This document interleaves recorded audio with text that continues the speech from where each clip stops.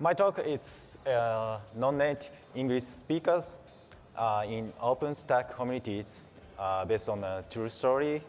So this is a lightning talk version. It's a short version, actually. So this talk is created by 3 members originally. So my name is Masayuki Igawa. I'm an OpenStack core reviewer in QA project Tempest. I'm Japanese, and I'm working at SUSE, working for SUSE at the Tokyo office. And the other guy is Dongma. He is Chinese. And the last person is Samuel. Is here, and he is Brazilian and working at a telecom company, right? And he is Brazilian. Yep, he's in Brazil. And so, from my perspective, so I'll talk about our culture side. So, Japanese culture side. So, first one is we do not express clearly. So which means we don't say yes or no clearly. So people might be confusing about that, maybe. And secondly, they tend to be perfect. So so we actually afraid of the mistakes. Maybe many people think like that, but yeah, we try to avoid the mistakes. So we tend to be perfect. And our Japanese is it's a bit keep intonation in conversation. So speak quietly and through the speech and less intonation. And the size of economy is big enough in the past years, and surrounded by the ocean and sea like this. So we don't need to face the foreign people for long years. And the other thing is focusing on reading and writing in school lessons, school classes. So we really bad at listening and speaking skills. So that would be challenging. And pronunciation and grammar are very different. So one example is L and R sounds. So right, and light is it's very confusing for me and for Japanese people. And there are some sounds like TH sound and F sounds, etc. And the grammar side is subject, verb, object is English normal order. But in Japanese, subject, object, verb is a standard order. So we say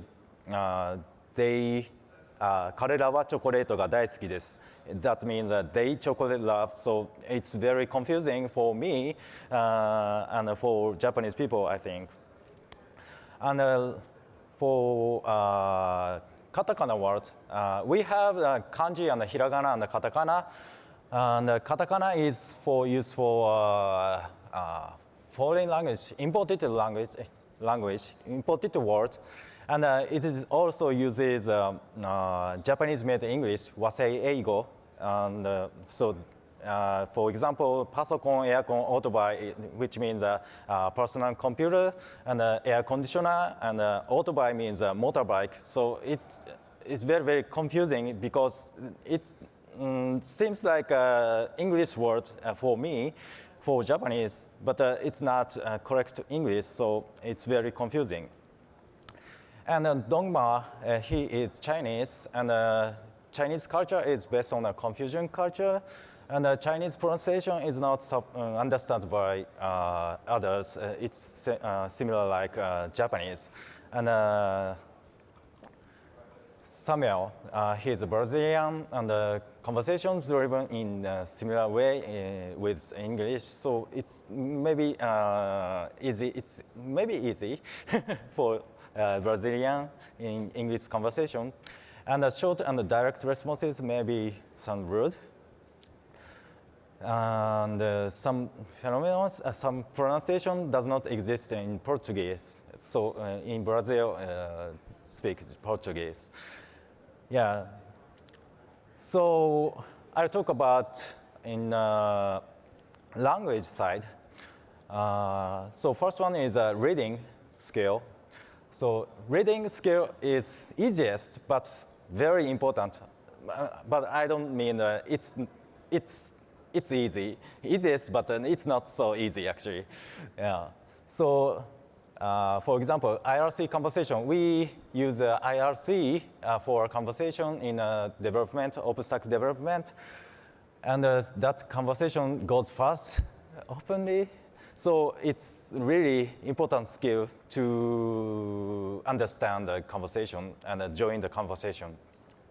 And the long email and the conclusion is very sometimes unclear. So we need to make sure that what's going on in a email conversation, mailing list conversation. It's sometimes it's really hard.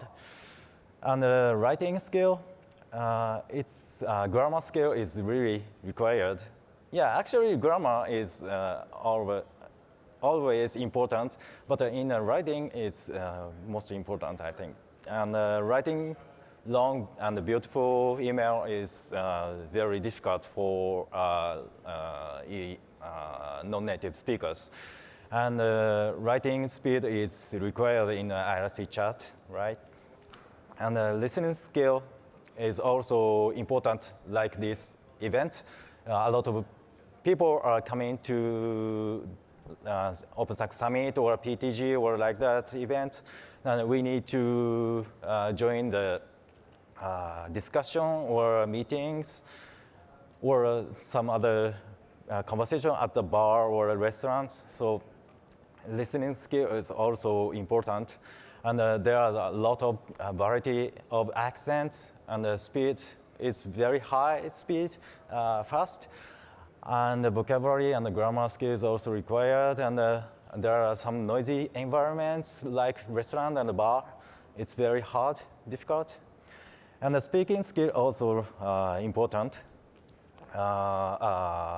Yeah, like in a, of course, discussion on a meeting or restaurant conversation or like that conversation, we need to speak to express our thinking.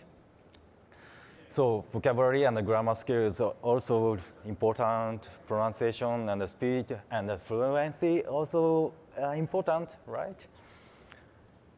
So there are some tips for that.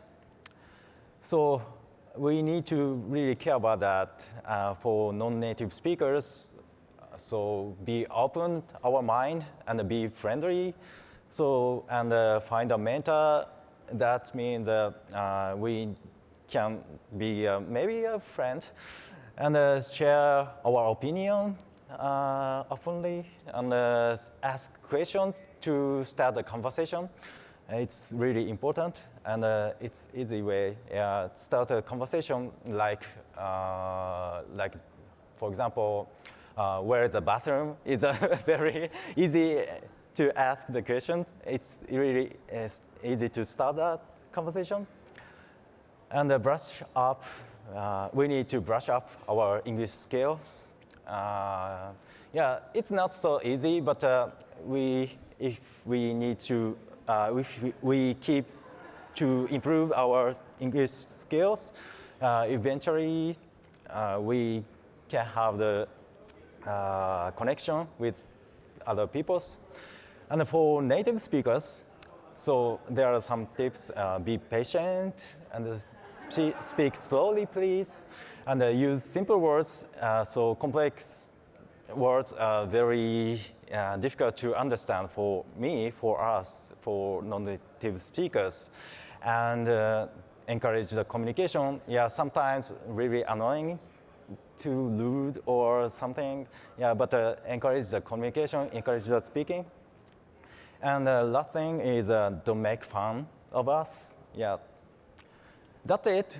Thank you very much. There are some links, and I actually have these slides on the Google Docs, and you can access to bit.ly/ESL-YVR. Yeah, you can access this slide. Thank you. Thank you very much.